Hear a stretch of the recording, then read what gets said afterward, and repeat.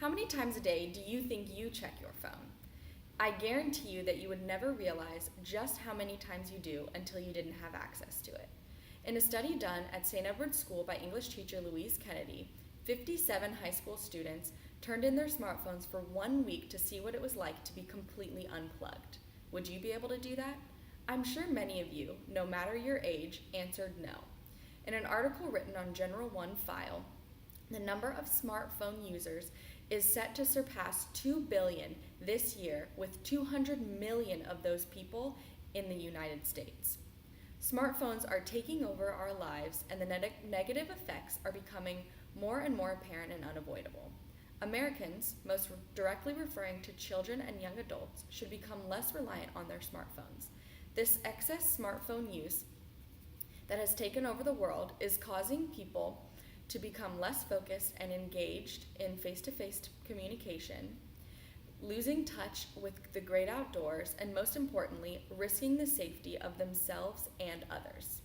In order to improve these things and improve upon our society, we must put down our smartphones. There was a recent ad on television where celebrity couple Dax Shepard and Kristen Bell are showing the ways in which technology is changing the way they communicate with each other. The ad features the couple video chatting from different rooms in the same house to taking videos of each other during dinner.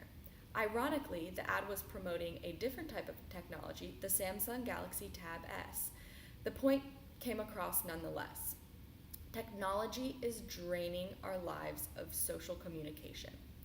Every time you are in any sort of social setting, whether it is a party, classroom, or meeting, odds are close to half of the people present would not be able to tell you what the teacher just said or any detail of the story your friend just shared, because odds are they were on their phone during some part of the conversation.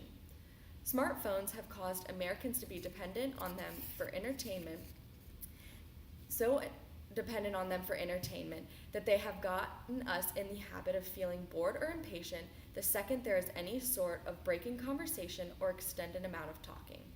This has, in turn, created a social anxiety amongst the growing generations. For example, according to Behavior and Information Technology, 367 students who own smartphones were given 3 different scale tests in order to determine if individuals with psychological problems such as social phobia or feelings of loneliness might be linked to access use of cyber technological devices, i.e. smartphones. The results were overwhelming.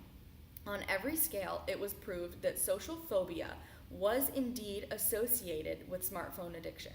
In other words, of those tested, the scales showed that smartphone addiction was directly related to students who had these antisocial tendencies.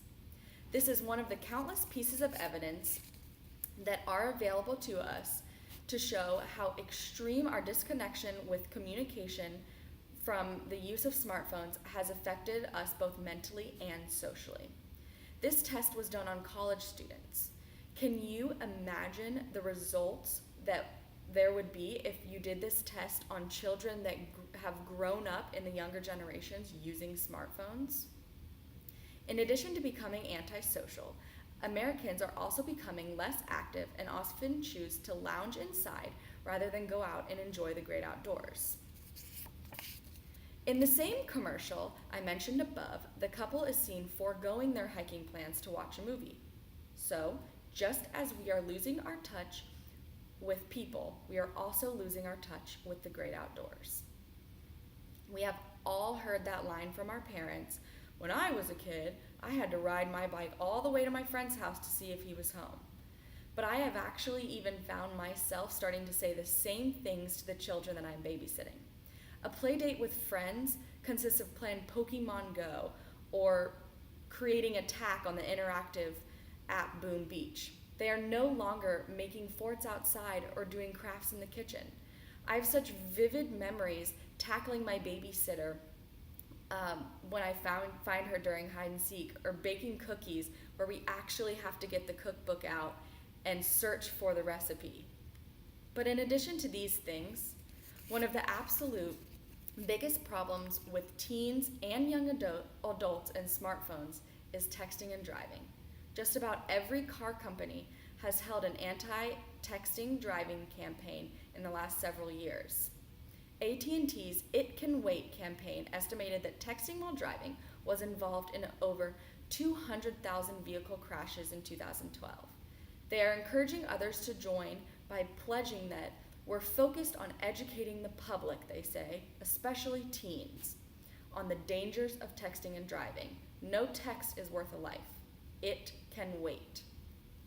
According to an article written by Matt Richel in the New York Times, a survey done by AT&T in regards to the campaign revealed that 27% of drivers admitted to using Facebook, 14% admitted to using Twitter, and of those 14%, 30% said they were using it all the time.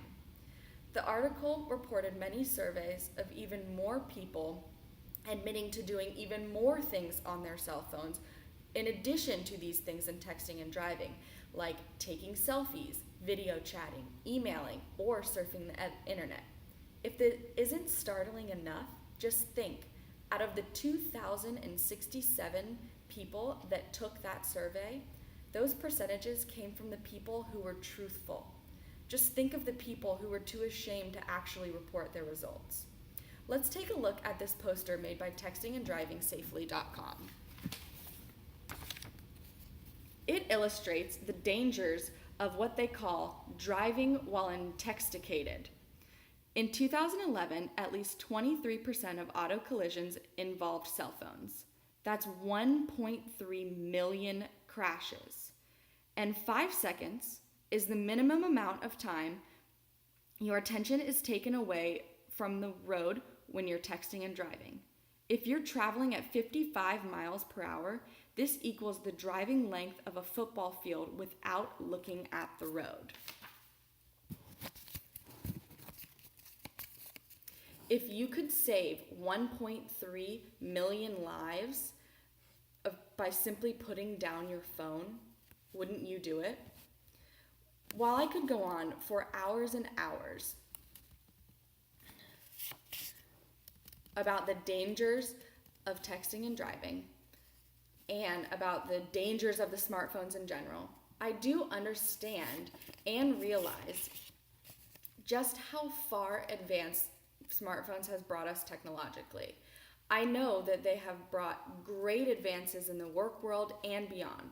I will also willingly admit that I would not be as strong as those 57 St. Edward's School students who handed over their phones for one whole week.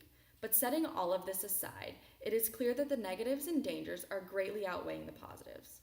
While our society is becoming more and more technologically savvy, it is important to maintain our social dignity. Get outside, talk to people, take that bike ride to see if your friends are home, and put down your phone while you're driving or at a red light. Every minute that you're driving, every minute that's going by that you're checking your email for the 10th time, you could be discovering something new, noticing something you've seen 1,000 times before but in a different way, or you could very well be saving a life. Thank you.